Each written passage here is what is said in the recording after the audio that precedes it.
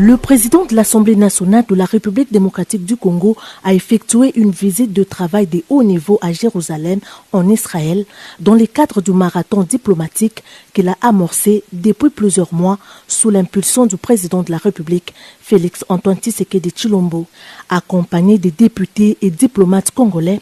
le professeur Vital Kamerhe a été reçu en Terre Sainte le dimanche 2 mars 2025 par son homologue israélien, l'honorable Amir Ohana. À cette occasion, le président Vital Kamerhe a exprimé compassion et solidarité au peuple israélien face aux événements tragiques qui l'ont endeuillé le 7 octobre 2023. Tout en condamnant cette violence indescriptible, le speaker de la Chambre basse du Parlement congolais a rappelé que le peuple congolais subit depuis 3 décennies une guerre injuste et particulièrement meurtrière. Le président Vital Kamerhe a précisé que les populations de l'Ituri, du nord et du sud Kivu, qui meurent par milliers et endurent d'atroces souffrances, méritent également les soutiens et l'attention du monde entier. Pour lui, la voix de la RDC devrait être portée non seulement par ses institutions, mais aussi par les pays amis, en particulier ceux qui, tout comme elle, connaissent la guerre et en mesurent les coûts humains, sociaux et économiques à l'image de l'Israël. Allusion a été faite à la violation de l'intégrité territoriale de la République démocratique du Congo par le Rwanda et ses supplétifs du M23 en cours dans la partie est du pays. Le message que je voudrais adresser au peuple israélien et aux autorités israéliennes, c'est de dire qu'en ce moment, nous nous retrouvons dans une situation similaire sur le plan de la sécurité.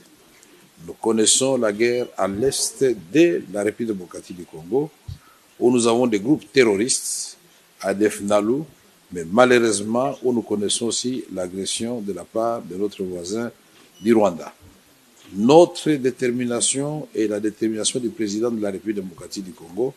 Félix Antoine Tshisekedi Tshilombo, a toujours été la paix, la construction de la paix pour l'ensemble de la région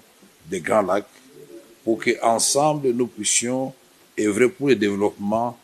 de tous nos pays, y compris ceux qui nous ont agressés aujourd'hui. C'est l'occasion de dire toute notre compassion à nos populations de l'Est et toutes nos condoléances aux familles éprouvées. Beaucoup se sont posé la question de savoir pourquoi je ne l'avais pas encore fait. Et je savais que j'étais invité ici à Jérusalem, et je pense que c'est la Terre Sainte, et que mon message, ma prière pour que la paix revienne dans notre pays, pour que nos populations de l'Est, étant moi-même concernées au premier plan, que nos populations retrouvent la paix, et nous disons à nos populations de l'Est que nous sommes ensemble, nous ne ménagerons aucun effort pour accompagner le président de la République, et son Excellence Félix Antoine Tshisekedi Tshilombo,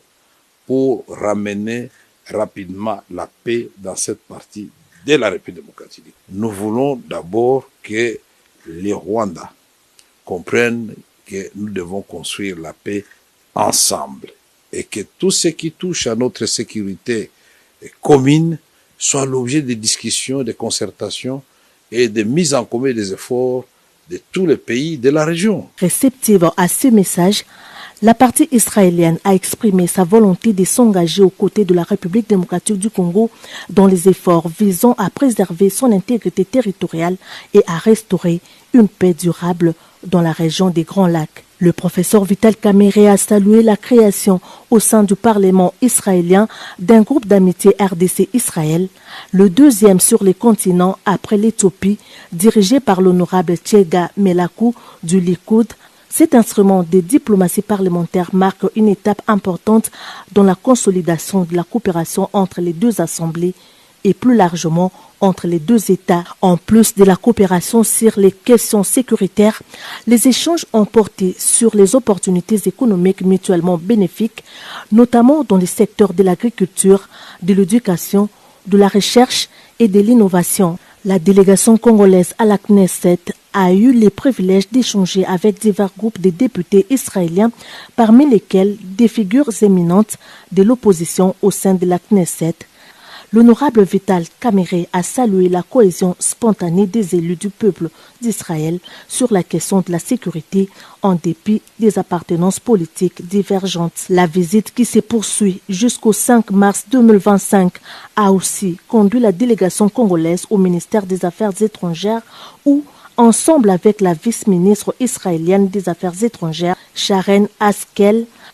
l'honorable Vital Kamere a souligné l'impératif d'augmenter les capacités dissuasives de l'armée congolaise à la fois pour prévenir les conflits et pour lui doter des moyens de répondre de façon autonome à toute éventualité qui menacerait sa sécurité et l'intégrité de son territoire.